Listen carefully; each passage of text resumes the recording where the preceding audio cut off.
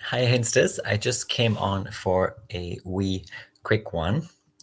Happy Monday Moon Day and happy Beltana or May Day, the return of the Light Festival. Welcome back to the channel, and if you're new, welcome too. I'm here with a bit of a quick one again. How are we doing?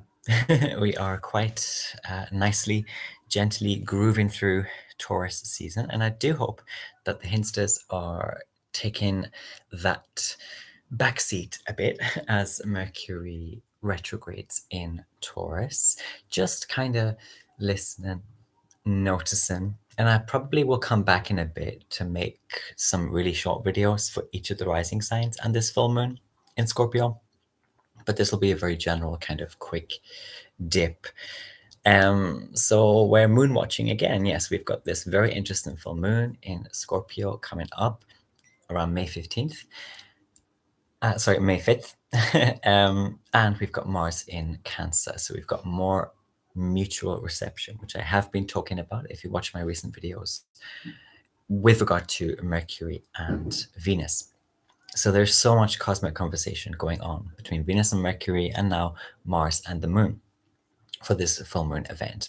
And there's a lot we are hearing and a lot of ways we are suddenly connecting, but it's still wise to keep a bit of a distance and be that carefree cow in the grassy field.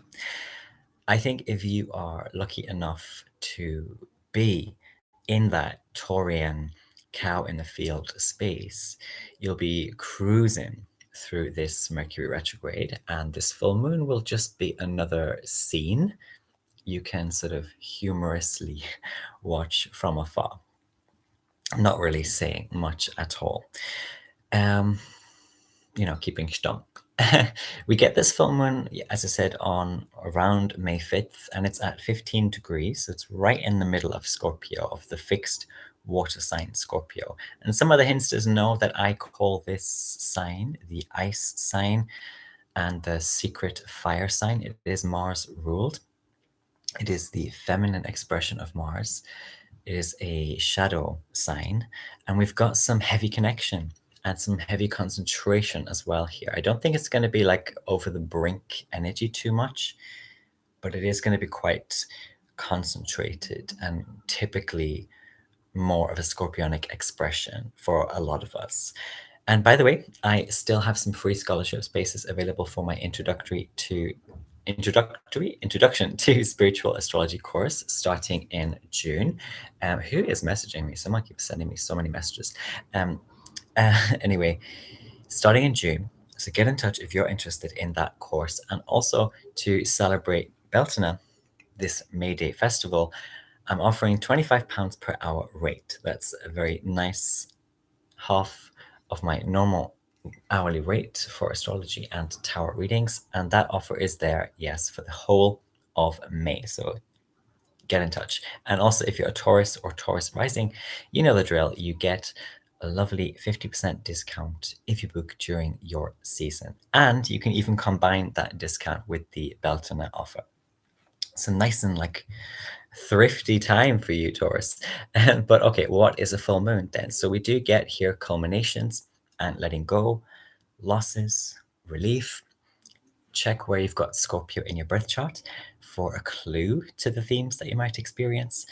And I think the most affected people will be Scorpio rising, Taurus rising, Aquarius rising, and Leo rising. Also, if you have natal placements in the 3 degrees either side of this full moon, or if this full moon is making an aspect to your natal placements, it's also going to be quite or more significant for you.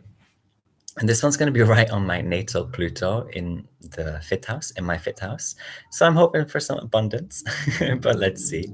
It's still, it'll still be Mercury retrograde. So sitting back and seeing is probably the best way to be right now. And the moon also falls in Scorpio.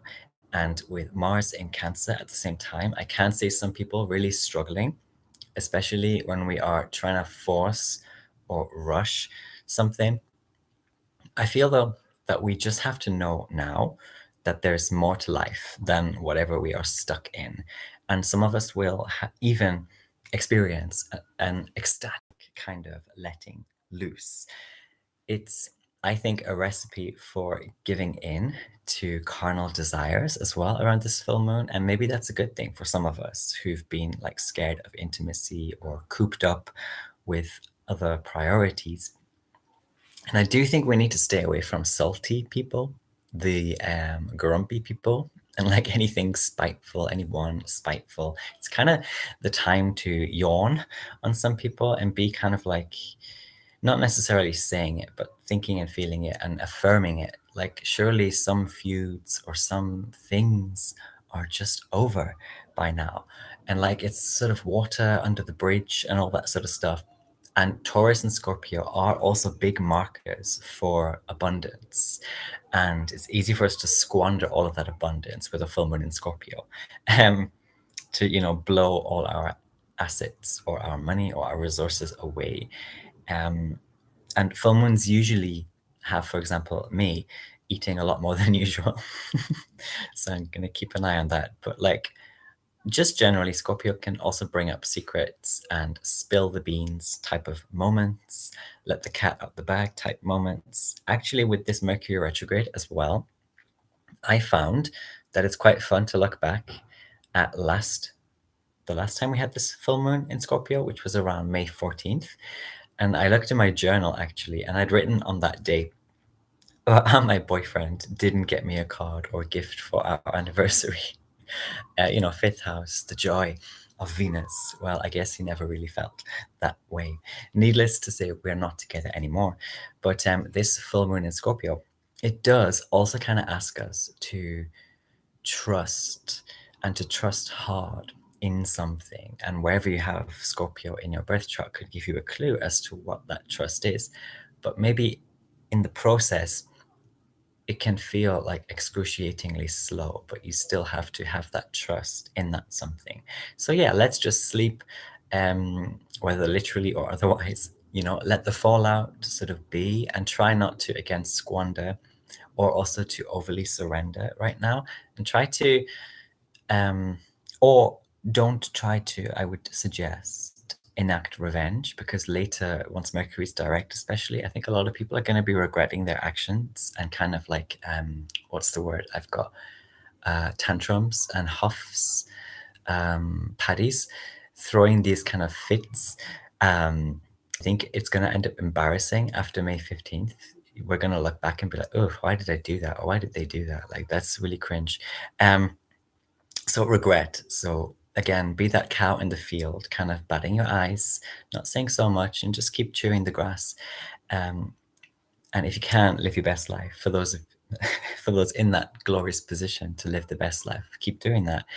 And again, like, smell the flowers, right? And dance in the forests, and sort of shut up and shut your eyes on it all if you can. And try our best, some of us, to shed a bad habit or two. It's a great time to just focus on yourself or your bad habits, your routines, your ruts, and to just keep your eyes on that. It's like a bullseye type thing.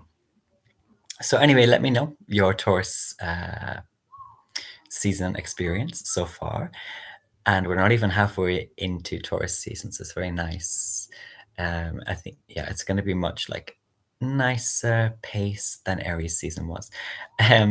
And also tell me where you have this full moon in your birth chart. Let's share our experiences. Happy Monday Moon Day, and I wish everyone a bright new awakening, even if that awakening is you needing to shut down and sleep things off first. I love you. Take care. All the best. Bye-bye. And see you in the next one.